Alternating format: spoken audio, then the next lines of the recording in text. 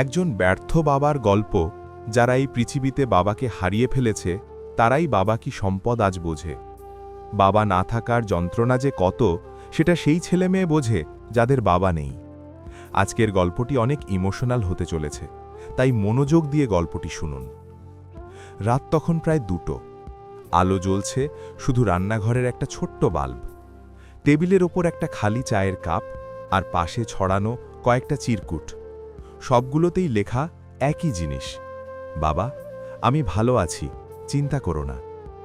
রাহুলবাবু কাগজগুলো আবার দেখলেন, তারপর আস্তে আস্তে মাথা নাড়লেন। ভালো থাকলে এত চিঠি লিখতে হতো না রে ছেলে। তার ছেলে আরিফ, বয়স এখন 18। ক্লাস 8-এ পড়তে পড়তে যেখানে থেমে গিয়েছিল সেখান থেকে আর এগোয়নি।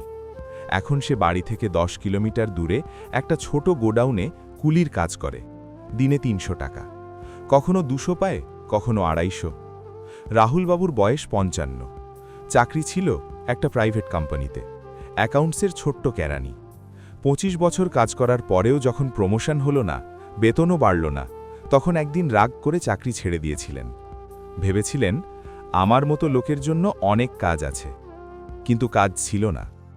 যা ছিল তা হলো অহংকার, লজ্জা আর একটা অদ্ভুত ভয় যে লোকে কি বলবে। প্রথম 2 বছর কোনো মতে চলেছিল। জমানো টাকা, স্ত্রীর সোনা বিক্রি, বন্ধুবান্ধবের কাছ থেকে ধার, তারপর সব শেষ। স্ত্রী একদিন বলেছিল, তুমি যদি ছোট কাজও করতে আমাদের এত কষ্ট হতো না। রাহুলবাবু তখন খুব রেগে গিয়ে বলেছিলেন, আমি কুলি মজুরের কাজ করব না, আমার ডিগ্রি আছে।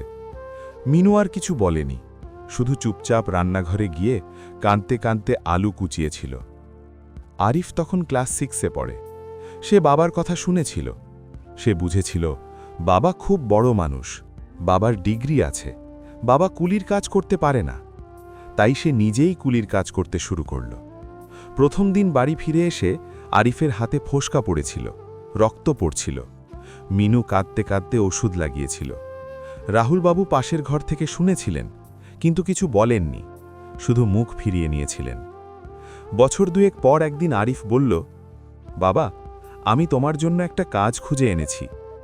রাহুলবাবু চমকে উঠলেন, কি কাজ? আমাদের গোডাউনেই একটা ছোট অফিস আছে, সেখানে একজন লোক লাগবে হিসাব রাখার, মাসে 8,000 টাকা। তুমি পারবে? রাহুলবাবু একটু চুপ করে থেকে বললেন, আমি কি আর এত ছোট হয়ে গেছি যে গোডাউনের হিসাব রাখব? আরিফ মাথা নিচু করে বলল, ঠিক আছে বাবা, আমি বলে দেব যে তুমি করবে না। সেদিন রাতে রাহুলবাবু ঘুমোতে পারেননি। তিনি বুঝতে পেরেছিলেন তার ছেলে তাকে আর সম্মান করতে পারছে না, শুধু ভালোবাসছে। আর সেই ভালোবাসাটাও যেন লজ্জার সঙ্গে মিশে যাচ্ছে। একদিন সকালে মিনু হঠাৎ অজ্ঞান হয়ে পড়লেন।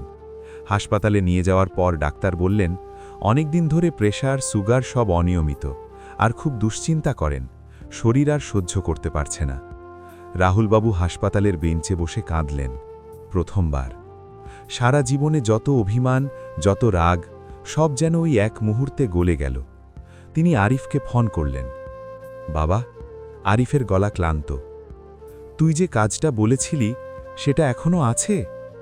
আরিফ একটু থমকে গেল, তারপর খুব আস্তে বলল, না বাবা, ওটা আর নেই, আমি পরে আরেকটা খুঁজে দেখব।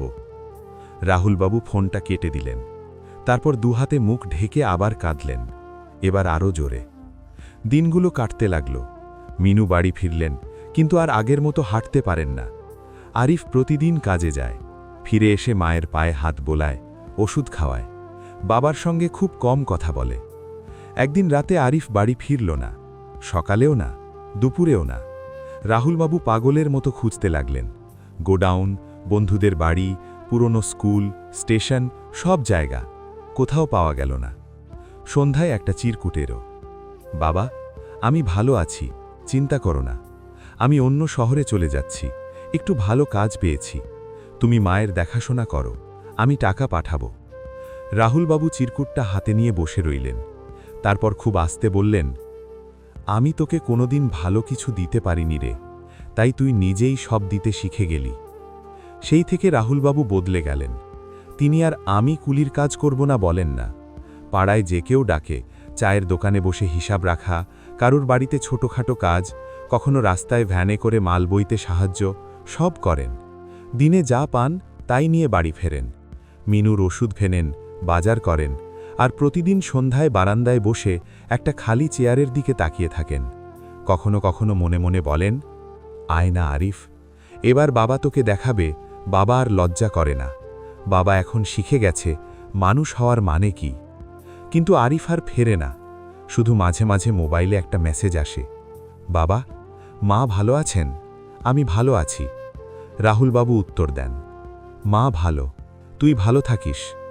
তারপর ফোনটা বুকের কাছে জড়িয়ে ধরে চোখ বন্ধ করেন আর ভাবেন, আমি ব্যর্থ বাবা, কিন্তু আমার ছেলে ব্যর্থ হয়নি। আমার ছেলে খুব ভালো ছেলে। আর এই একটাই কথা তাকে এখনও বাঁচিয়ে রেখেছে, যে তার ছেলে তার সমস্ত ব্যর্থতার সত্ত্বেও তাকে ভালোবাসতে ভোলেনি।